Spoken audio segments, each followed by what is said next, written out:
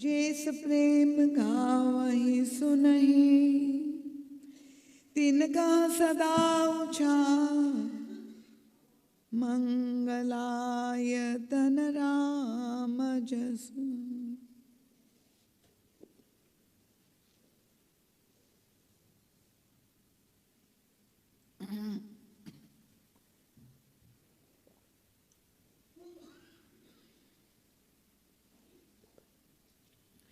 प्रभु के मंगलमय दिव्य नाम स्मरण के साथ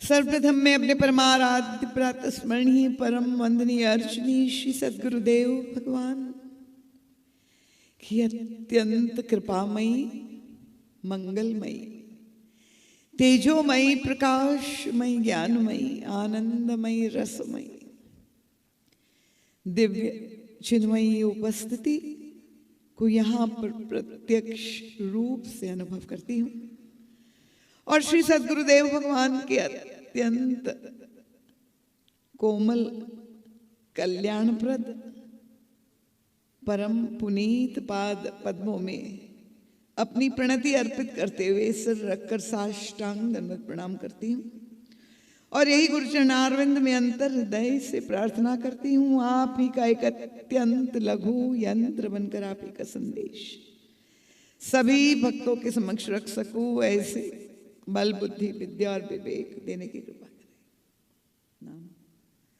गुरु चरणारविंद से कोटिशः हृदयाशीष मंगलाशीष प्राप्त करके भगवान श्री राम के ननिहाल नगर के सभी रामानुरागी कथा रसिक श्रद्धालु जिज्ञासु धर्म प्राण प्रबुद्ध एवं सुधी श्रोता महानुभाव सुदूर से आए हुए आगंतुक भक्तवृंद सभी विशिष्ट विभूतियां जो यहाँ पर समुपस्थित है नामी एवं मनामी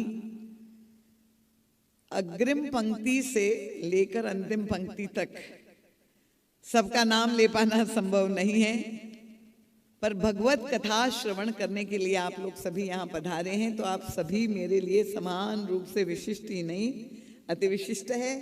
हृदय से मैं आप सबका बहुत बहुत स्वागत अभिवादन करती हूँ। आयोजक समिति के सभी सम्माननीय सदस्य वृंद, हमारे इस क्षेत्र के परम आदरणीय विधायक श्री पुरुषोत्तम कंवर जी,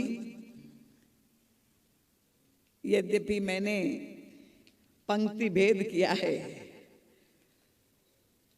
पर पिता का नाम पहले ले कि पुत्र का नाम, पर मैं आदरणीय बाबूजी श्री बोधराम जी कंवर को मैंने, क्योंकि इतने वर्षों से वे इस राम कथा यात्रा के पुरोधा रहे हैं और मैंने उनको जो उपमा दी है कि वे राम कथा के शाश्वत मंत्री हैं और ये जो मंत्री पद उन्हें प्राप्त है ये ऐसा पद है जो कभी भूतपूर्व नहीं होगा। विधायक का पद भूतपूर्व हो सकता है पर उनको तो एक शाश्वत राम कथा के मंत्री के रूप में मैं हमेशा संबोधित करती हूँ। और आप लोग राजनीति की दृष्टि से उन्हें जैसे देखते हैं, किसी ने मुझे कहा कि वे तो छत्तीसगढ़ के महात्मा गांधी हैं और उनका जो समर्पण है, इतने बड़े विद्वान भक्त हृदय संस्कार और संस्कृति के संवर्धन के लिए निरंतर जो प्रयत्नरत रहा हो, और आप देख रहे हैं कि इस छोटी सी आयु में, क्योंकि उनमें जो शक्ति मुझे दिखाई दे रही है वो ऐसी युवा शक्ति है जो बड़े नवयुवकों में नहीं रहती, इसलिए इस आयु में भी वो सबके प्रेरणा स्रोत बने हुए हैं। ऐसे परम सम्मानीय पितामह के रूप में आपको, आप सभी इस क्षेत्रवासी बड़भागी है कि ऐसे पितामह की छत्र छाया आप सबको प्राप्त है। उनका अनुभव, उनका मार्गदर्शन, उनका दिग्दर्शन से आप लोग पूरी तरह से लाभान्वित हो और समाज सेवा के साथ आपका परमार्थ पथ भी कैसे प्रशस्त हो, उसके लिए वो एक सजग प्रहरी के रूप में मैं उनको देखती हूँ इस क्षेत्र में। और इसलिए जैसे उन्होंने कहा कि जब भी बाबूजी का निमंत्रण आता है तो मैं तत्काल उसे बड़ी प्रसन्नता से स्वीकार करती हूँ, क्योंकि मैं जानती हूँ हृदय से ये प्रभु के भक्त है और उनकी जो भावनाएं हैं वो इतनी उदात्त है, उसे व्याप्त है कि उसे शब्दों में समेट पाना संभव नहीं है। तो ऐसे आदरणीय बाबूजी के प्रति भी बहुत बहुत साधुवाद और नमन व्यक्त करते हुए, यहाँ पर जो सूची है इतनी लंबी है कि मुझे लग रहा है किसी का नाम जरूर छूट जाएगा, और इसलिए आप सभी भक्त जिसकी ज्ञान यज्ञ में आहुति पड़ रही है, चाहे तन से, मन से, धन से, जो भी समय का दान दे रहे हैं, सामर्थ्य का दान दे रहे हैं, आप सबका मैं हृदय से स्वागत करते हुए सबके चरणों में बार बार नमन, वंदन और प्रणाम करती हूँ। भगवती महामाया की अहेतु की अनुकंपा, हमारे करुणा वरुणाली शील सिंधु भगवान सीताराम जी की कृपा और हमारे गुरुदेव कृपा त्रिवेणी के फलस्वरूप ये ज्ञान यज्ञ आज उसका श्री गणेश होने जा रहा है। और आप सबके अंतःकरण में पूर्ण उत्साह है, ये मैं गत 2 दिनों से देख रही हूँ। तो आइए इस प्रसंग में हम लोग प्रवेश करें। कृपया प्रारंभ में मैं आप लोगों से बड़ी विनम्रता से प्रार्थना करूंगी, केवल शरीर से आपकी उपस्थिति यहाँ ना हो। आपको कथा में रसानुभूति तभी होगी जब आप अपने शरीर के साथ मन को लगाएंगे, मन के साथ बुद्धि को भी इस प्रसंग में पिरोने का प्रयास करेंगे, क्योंकि ये प्रथम आवृत्ति कईयों के लिए, अनेक लोग तो कई वर्षों से सुन रहे हैं, और अगर चित्त में समाहित होकर आप श्रवण करेंगे तो मुझे विश्वास है कि सनातन धर्म का जो जीवन दर्शन है, गोस्वामी तुलसीदास जी ने रामचरितमानस में जिस तरह से इस अमृत कलश कुंभ में प्रस्तुत किया है, वो युग तुलसी परम पूज्य गुरुदेव की आध्यात्मिक दार्शनिक दृष्टि प्राप्त करके हम उसे आत्मसात करने का प्रयास करेंगे। मैं प्रयास करूंगी जितना भी सरल सरस बोधगम्य हो, पर क्योंकि ये पारंपरिक कथा नहीं है, ये कथा जो है चिंतन मनन और मंथन का एक शिविर है, जिसमें आप और हम सब मिलकर अपने निज जीवन की समस्याओं का समाधान रामचरितमानस के द्वारा, वर्तमान काल की समस्याओं का समाधान रामचरितमानस के द्वारा प्राप्त करने का प्रयास करेंगे। तो अभी मानस की जो पंक्तियां आपके समक्ष मैंने पढ़ी है, आप समझ गए होंगे। ये मानस के बाल कांड की समाप्ति में जो फलश्रुति गोस्वामी तुलसीदास जी ने लिखी है, सिय रघुबीर विवाह जेस प्रेम गावहि सुनहि, तिनकर सदा उछाह मंगलाय तन राम जस। भगवान श्री राम के विवाह का प्रसंग जो मानस में बालकांड में गोस्वामी तुलसीदास जी ने 151 दोहे के द्वारा वर्णित किया है, उसे जो सुनेंगे या जो गाएंगे उनके घर में सदैव उत्साह, आनंद और मंगल की स्थापना होगी। और इस दृष्टि से गतकल मुझे हेमंत जी सोनी यहाँ बैठे हैं, पत्रकार वार्ता में उन्होंने ये प्रश्न किया था, ये चिंता व्यक्त की थी कि दीदी माँ इतने धार्मिक आयोजन, इतनी कथाएं और बड़ी बड़ी सभाएं लग रही है,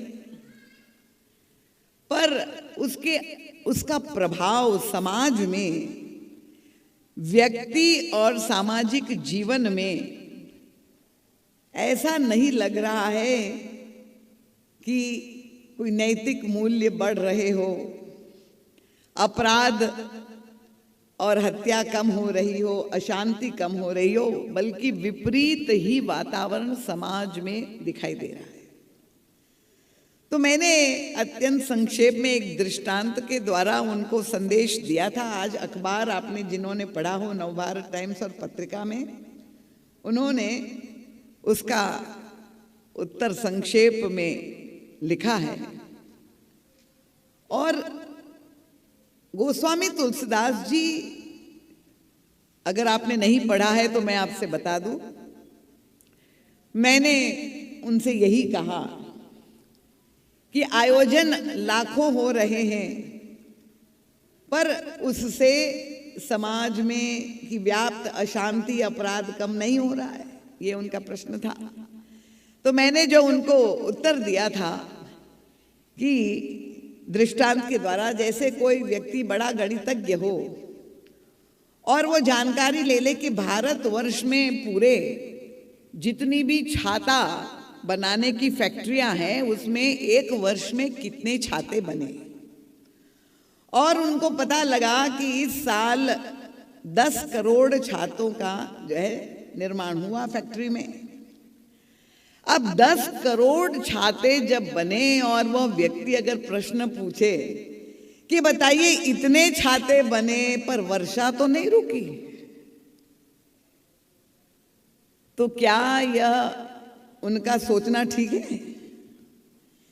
छाते बनाने का उद्देश्य यही है कि जो वर्षा हो रही है उस वर्षा से हम अपने आप को भीगने से कैसे बचा सकते हैं, अपनी रक्षा करने के लिए छाता लिया जाता है, ना कि वर्षा बंद करने के लिए छातों का निर्माण है। तो ये जो आयोजन है, धार्मिक आयोजन, अगर कलयुग का प्रभाव दिखाई दे रहा है तो इन आयोजनों का आश्रय जो लेता है, जो व्यक्ति उसमें सम्मिलित हो रहे हैं, वो ऐसा है कि भगवान के गुणों की छत्र छाया में वो अपने आप को सुरक्षित करने का बचाव कैसे हो सकता है, उसी का ये एक प्रयास है। और गोस्वामी तुलसीदास जी का ये जो रामचरितमानस है, देखिए, अब मुझे नहीं मालूम है आप में से कितने लोगों ने हमारे गुरुदेव को सुना है या पढ़ा है। हमारे आदरणीय बाबूजी तो 50 वर्ष से मध्य प्रदेश में भोपाल से महाराज श्री के नित्य नियमित श्रोता रहे हैं। महाराज जी से किसी ने यह प्रश्न किया था कि मानस की रचना, रामचरितमानस की रचना आज से 500 वर्ष पहले गोस्वामी तुलसीदास जी के द्वारा की गई, और उस समय भी भगवान राम के चरित्र को केंद्र में रखकर विपुल साहित्य था।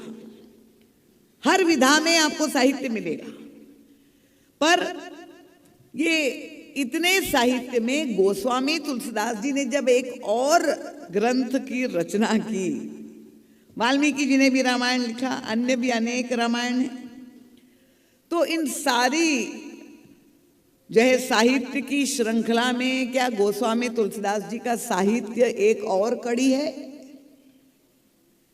और अगर नहीं है तो फिर रामचरितमानस का वैशिष्ट्य क्या है, क्या श्रेष्ठता है? क्यों मानस को अन्य साहित्य से एक विशिष्ट स्थान, पूरे संसार के साहित्य में एक विशिष्ट स्थान रामचरितमानस को प्राप्त है? तो रामचरितमानस की क्या विशेषता है और गोस्वामी तुलसीदास जी ने किस उद्देश्य से रामचरितमानस की रचना की? उनकी मंशा क्या रही होगी, जब तक हम ये नहीं समझेंगे तब तक हम मानस से, राम कथा से लाभान्वित पूरी तरह से नहीं होंगे। गोस्वामी तुलसीदास जी चाहते हैं कि जब हम राम कथा सुने, जब हम रामचरितमानस का पाठ करें, तो हमारा दृष्टिकोण क्या होना चाहिए। कृपया पहले आप एकाग्रता से सुन लीजिए। वे नहीं चाहते हैं कि हम रामचरितमानस को केवल त्रेता युग का, भूतकाल का एक पवित्र इतिहास मात्र माने। इतिहास शब्द से आप लोग परिचित है कि नहीं? सब चैतन्य श्रोता चाहिए मुझे, हाँ या ना आप बोलेंगे, मैं पूछूंगी, ये संवाद है आपके और हमारे बीच में। इतिहास जो बीत गया, जो भूतकाल में घटित हो गया, उसको इतिहास कहते हैं। तो भगवान राम का प्राकट्य त्रेता युग में हुआ और उनके चरित्र का वर्णन करना उनको अभीष्ट है, वो एक पवित्र इतिहास तो है ही। पर गोस्वामी तुलसीदास जी की मंशा क्या है कि ये जो उनके नायक भगवान राम हैं, वो कौन है? वे बताना चाहते हैं कि वे साक्षात परब्रह्म परमात्मा है। और परब्रह्म परमात्मा के लिए जो शास्त्र में कहा गया कि वो केवल एक युग का सत्य नहीं है, वो त्रिकाल सत्य है। त्रिकाल सत्य का मतलब क्या हुआ कि जो भूतकाल में था वो आज भी है, वर्तमान काल में भी है, और भविष्य में भी जब हम नहीं रहेंगे तब भी वो रहेंगे। समझ में आ रहा है कि नहीं सबको? तो श्री राम त्रिकाल सत्य है, सब स्वीकार करते हैं? यहां कोई है जो नहीं मानता है? श्री राम त्रिकाल सत्य है। सामूहिक रूप से सर्वमत से बात होगी या बहुमत से? नहीं, सर्वमत से लॉक कर दिया जाए, लॉक कर दे, ठीक। श्री राम जब त्रिकाल सत्य है तो श्री राम की लीलाएं भी त्रिकाल सत्य है। फिर वो एक युग तक सीमित नहीं रह सकती। जो राम ने उस युग में लीला की वो आज भी है, आज भी उनकी लीलाएं संपन्न हो रही है और भविष्य में भी होती रहेगी। तो जब हम मानस पढ़े, गोस्वामी जी कहते हैं रामचरितमानस एक दर्पण है। दर्पण का मतलब क्या हुआ? गरीब से गरीब व्यक्ति की झोपड़ी में भी दर्पण होगा, और हर व्यक्ति दर्पण का प्रयोग करता है। यहां आने से पहले आपने प्रयोग किया हो। और दर्पण में की विशेषता क्या है कि वो प्रतिबिंबित करता है। किसको प्रतिबिंबित करता है बताइए? बोलिए, किसको प्रतिबिंबित करता है दर्पण? वर्तमान को ही प्रतिबिंबित करता है। भूतकाल का दर्शन नहीं होगा। जब आप दर्पण में देखेंगे तो आपको अपना ही प्रतिबिंब उसमें दिखाई देगा। तो गोस्वामी तुलसीदास जी कहते हैं ये मानस जो मैंने लिखा है वो दर्पण है। और दर्पण का मतलब जब भी मानस पढ़े तो आपको अपना स्वरूप उसमें दिखाई दे। मैं जिन भगवान की लीलाओं का वर्णन कर रहा हूं उन लीलाओं में आप स्वयं भी सम्मिलित हो जाए। केवल मानस की चौपाई सुनना पढ़ना बहुत अच्छा लगता है, पढ़ने सुनने का आनंद अलग है, पर जब तक उन लीलाओं में आप स्वयं सम्मिलित नहीं हो जाएंगे तब तक वो आनंद आपका अधूरा होगा। आप उस लीला के एक पात्र बन जाए तब आप अपने निज जीवन में उसका अनुभव करेंगे। वो त्रेता का सत्य नहीं, ये वर्तमान का सत्य मेरे जीवन का वो सत्य बन जाए। कठिन तो नहीं हो रहा है, समझ में आ रहा है सबको? इसीलिए आप देखें जब हम प्रत्येक वर्ष जो त्योहार मनाते हैं, भगवान राम का हो चाहे भगवान कृष्ण का हो, उनके जन्म का त्योहार मनाते हैं। भगवान राम का जन्म कब हुआ? कब हुआ? किस तिथि पे? रामनवमी। बहुत अच्छा। चैत्र शुक्ल पक्ष रामनवमी को प्रभु का जन्म हुआ। और हर मंदिर में जहां भी आस्तिक भक्त है अपने घर में वो जन्म मनाते हैं। क्या करते हैं? पर्दा लगा देते हैं और ठीक 12 बजे अपराह्न में, दोपहर में जैसे ही जय शंखनाद घंटा घड़ियाल करके पर्दा हटाते हैं और सब मिलके स्तुति गाते हैं। क्या? भय प्रगट कृपाला दीन दयाला। तो इसका मतलब क्या है? हम जन्म प्रभु का अब हो रहा है, ये अनुभव कर रहे हैं, प्रभु का प्राकट्य हो रहा है। हम जन्मोत्सव नहीं मनाते, हम भगवान के जन्म को जो है उस समय ये प्रभु का जन्म, देखिए दोनों में अंतर है, जन्म में और जन्मोत्सव में। प्रत्येक व्यक्ति, चाहे वो भगवान कृष्ण का जन्म हो, रात को 12 बजे अष्टमी की तिथि को भी हम कहते कि प्रभु का प्राकट्य हुआ, भय प्रगट कृपाला, इस समय जन्म हो रहा है वर्तमान में। तो ये भक्तों की, भक्ति मार्ग की ये विशेषता है कि हम उन प्रभु को किसी देश काल की जो दूरी बनी हुई है, चाहे द्वापर युग हो या त्रेता युग हो, उस दूरी को समाप्त करके अपनी भावना से प्रभु को अपने अंग संग अपने साथ अनुभव करने का प्रयास करें। तो ये भगवान राम का विवाह गोस्वामी तुलसीदास जी ने पूरी मानस की जो रचना की है, वे प्रत्येक लीला में स्वयं सम्मिलित होकर के प्रत्यक्ष दर्शी बन के मानस लिखते हैं। ऐसा नहीं कि उन्होंने किसी से सुना हो। जब भगवान का जन्म होता है तो गोस्वामी तुलसीदास जी जो है सोहर गीत लिखते हैं। जन्म के समय उत्तर प्रदेश में, मुझे छत्तीसगढ़ में तो परंपरा है कि नहीं सोहर की पता नहीं, पर उत्तर प्रदेश में परंपरा है, लोक गीत जो गाए जाते सोहर गाए जाते हैं। और सोहर गीत जब महिलाएं गाती हैं, गोस्वामी तुलसीदास जी ने गीतावली रामायण में कुछ सोहर लिखे। देखिए मैं इसलिए बता रही हूं दृष्टांत, ताकि आप गोस्वामी तुलसीदास जी के उद्देश्य को समझें। किसी ने उनसे पूछा कि महाराज ये सोहर जो आपने लिखे हैं ये तो कल्पना से लिखे होंगे, कहाँ त्रेता युग में मानस की रचना कलयुग में हुई है?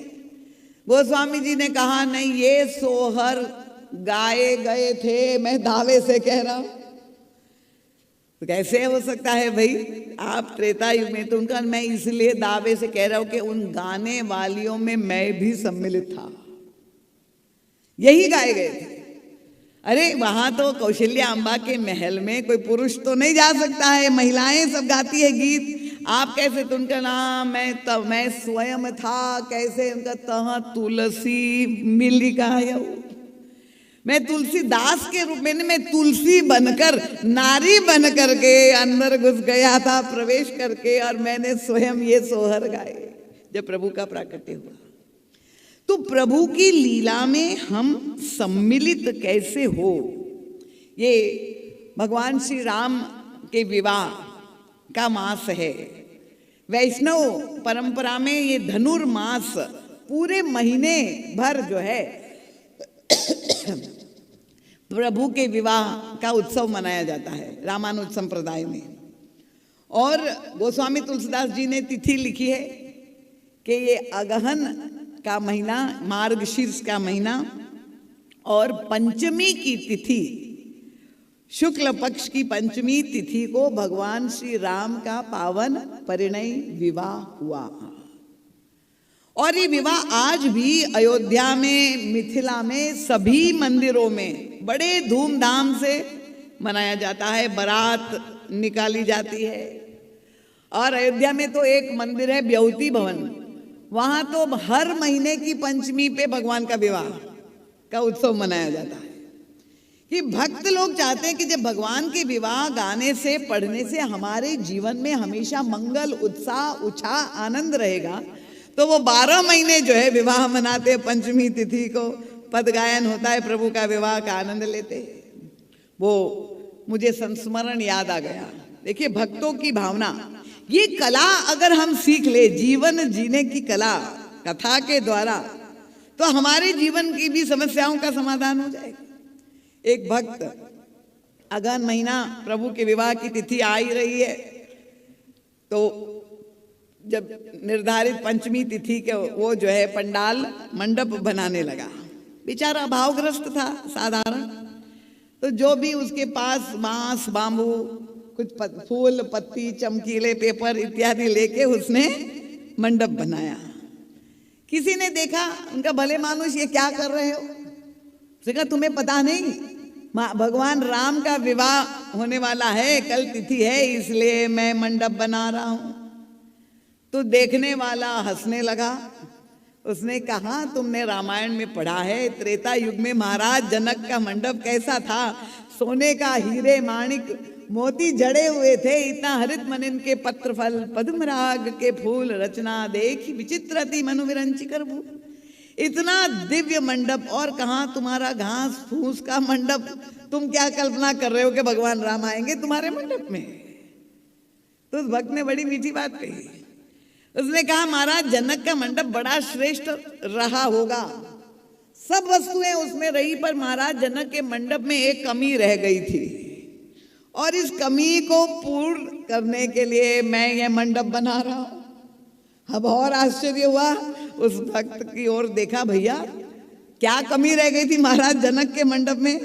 उनका, देखिए महाराज जनक के मंडप में भौतिक रूप से सारी ऐश्वर्य संपन्नता थी, श्री थी, सारे महापुरुष थे, गुरुजन थे, वशिष्ठ थे, विश्वामित्र थे, महाराज जनक थे, महाराज दशरथ थे, शतानंद जी महाराज थे, सब महापुरुष थे महाराज उस जनक के मंडप में। पर उस मंडप में एक कमी थी कि मैं नहीं था। और इस मंडप की विशेषता है कि मैं इस मंडप में हूं, इसलिए मैं ये नया मंडप बना रहा। इसका तात्पर्य यही हुआ कि वो आनंद अगर दशरथ का हो, जनक का हो, वशिष्ठ विश्वामित्र ले और हम वंचित रह जाए तो उसका आनंद अधूरा है। इसलिए भक्त लोग उस आनंद को, उस परमानंद को प्राप्त करने के लिए अपना मंडप बनाते हैं और भगवान की सारी लीलाओं को, रसमयी लीलाओं का करके और आनंद उठाते हैं। और ये विवाह का जो वर्णन गोस्वामी तुलसीदास जी ने इतने विस्तार से किया है, ये प्रसंग इसलिए बहुत महत्वपूर्ण है क्योंकि सनातन धर्म में अपने यहाँ ये मान्यता है अवतार समय समय पर होते हैं, और भगवान राम भगवान विष्णु के 7वें अवतार है। भगवान राम के पहले जितने भी अवतार हुए, गोस्वामी तुलसीदास जी ने मानस में लिखा है, मीन, कमठ, शूकर, नरहरि, बामन, परशुराम, बपुधरी। ये जो अवतार हुए, चाहे बामन हो, चाहे परशुराम जी हो, चाहे भगवान कपिल हो, महावीर हो, बुद्ध हो, ये सारे अवतार जो भगवान के हुए, उन्होंने निवृत्ति मार्ग, त्याग और वैराग्य के मार्ग पर चलकर जीवन में धन्यता प्राप्त करने का प्रयास किया। पर भगवान राम ही एक ऐसे अवतार है, प्रथम अवतार है, जिन्होंने प्रवृत्ति मार्ग को स्वीकार किया। क्योंकि संसार के अधिकांश लोग, देखिए त्याग, जो गृहस्थ आश्रम में प्रवृत्ति मार्ग पर चल रहा है, उसके अंदर कामना होगी कि नहीं होगी? होगी ना। सबके लिए तो त्याग करना संभव नहीं है, और इसलिए प्रवृत्ति मार्ग सर्वसुलभ मार्ग है। पर इस मार्ग पर चलकर क्या व्यक्ति अपने जीवन में धन्यता प्राप्त नहीं कर सकता? अगर हमारे लिए त्याग और वैराग्य संभव नहीं है तो क्या हम परम गति मोक्ष को प्राप्त नहीं कर सकते? और इस समस्या का समाधान देने के लिए, प्रवृत्ति मार्ग को धन्य करने के लिए, ये जो प्रभु के 2 अवतार हुए, भगवान राम और भगवान कृष्ण, समाज में अत्यंत लोकप्रिय इसलिए हुए क्योंकि उन्होंने जन साधारण के लिए, भगवान राम ने विवाह भी किया, सारे व्यवहारिक दायित्व का पालन किया, और अंत में उन्होंने राम राज्य की स्थापना की, जो ऐसा कीर्तिमान कोई भी अन्य शासक भगवान राम से पहले और बाद में नहीं कर पाया। तो भगवान श्री राम ने जब विवाह किया और गृहस्थ आश्रम को स्वीकार किया, ये जो गृहस्थ आश्रम को धन्य किया है भगवान श्री राम ने, इस प्रसंग को मैंने इसीलिए चुना है इस बार कथा के लिए। कठिन तो नहीं हो रहा है, आप लोगों को समझ में आ रहा है ना? क्योंकि वर्तमान समय में हमारे देश की जो सबसे बड़ी समस्या है कि गृहस्थ आश्रम आज सबसे बड़े खतरे में है। ये जो कानून हमारी सरकार ने पारित कर दिया है और छूट दे दी है लोगों को लिविंग इन रिलेशन पर मोहर लग गई है, उसका परिणाम क्या है कि आज नवयुवक युवती बड़े शहरों में, विशेष रूप से मुझे नहीं मालूम है कि वो प्रथा यहाँ तक आ गई है कि नहीं, पर वो पाश्चात्य संस्कृति का प्रभाव जिस तरह से हमारे देश पर, हमारी संस्कृति पर, हमारी समाज पर जिस तरह से हावी हो रहा है, उसके कारण बहुत बड़ा खतरा गृहस्थ आश्रम पर है। और इसलिए ये आवश्यक है कि हम अपने संस्कृति की रक्षा अगर चाहते हैं, समाज को सुगठित सुसंस्कृत बनाना चाहते हैं, तो प्रभु श्री राम ने अपनी लीलाओं के द्वारा हमारे सामने जो आदर्श रखे हैं उसको हम समझने का प्रयास करें। देखिए, विवाह का एक पर्याय शब्द है पाणी ग्रहण संस्कार। सुना है कि नहीं? आप सब पठित लोग हैं। विवाह को क्या कहते हैं? पाणी ग्रहण संस्कार। तो ये संस्कार शब्द का तात्पर्य क्या है?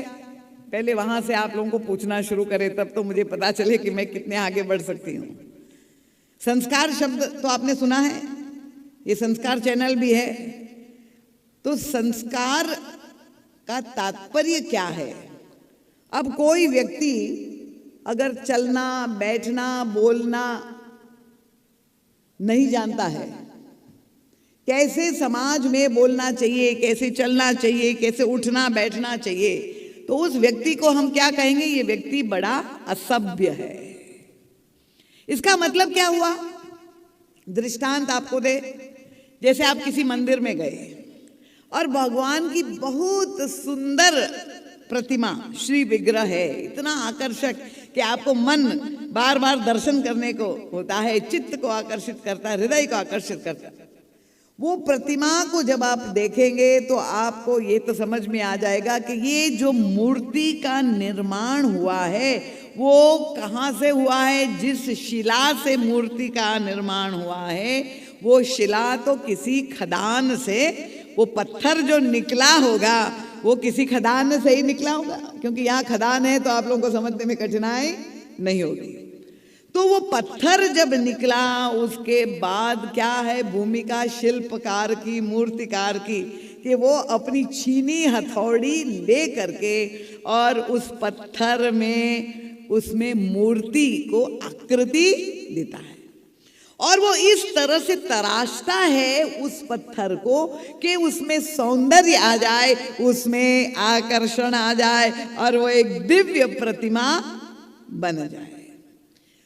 इसी तरह से ये जो हमारा अंतःकरण है वो सूक्ष्म शरीर में सभी प्रकार की वृत्तियां है। इसमें राक्षसी वृत्ति भी है, दानवी वृत्ति भी है, और पाशवी वृत्ति भी है, और दैवीय वृत्ति है। सब तरह की वृत्ति मनुष्य के अंतःकरण में होती है। और उसको संस्कार देने का मतलब क्या? कि व्यक्ति के भावी का निर्माण करना, उसके व्यक्तित्व का निर्माण करना, इसी को कहते हैं संस्कार देना। समझ में आ रहा है कि एक व्यक्ति को किस तरह से सुसंस्कृत हम बना सकते हैं, किस तरह से उनमें मानवीय गुण, अच्छा मनुष्य बने, उसकी पशुता, राक्षसी वृत्ति उसकी समाप्त हो जाए और शनैः शनैः उसमें दैवीय क्षमता, दैवीय शक्तियां आ जाए, उसी को कहते हैं संस्कार देना। तो जब व्यक्ति का संस्कार देंगे, इसी तरह से समाज सुसंस्कृत होगा। और उसके लिए हमारे ऋषि मुनियों ने क्या किया? उन्होंने चिंतन किया कि मनुष्य को जब बालक जन्म लेता है उसको सुसंस्कृत कैसे किया जाए। उनका 16 संस्कारों का निर्धारण किया। कहाँ से प्रारंभ होता है? गर्भाधान संस्कार, फिर सीमंतोन्नयन संस्कार, सप्तम अष्टम महीने में सीमंत संस्कार, फिर जब बालक का जन्म होता है तो नामकरण संस्कार, अन्नप्राशन संस्कार, फिर कर्णवेद संस्कार, फिर विद्यारंभ संस्कार, जनेऊ संस्कार। ये 16 संस्कार आप जानते हैं कि नहीं जानते हैं? ये 16 प्रकार के संस्कार। और जब उसकी मृत्यु होती है तो अंत में अंतिम संस्कार। इस तरह से 16 संस्कारों के द्वारा जीव को सुसंस्कृत करने का प्रयास किया गया। उसमें ये पाणी ग्रहण संस्कार जो है, जिसको विवाह कहते हैं, वो सबसे अधिक महत्वपूर्ण संस्कार है।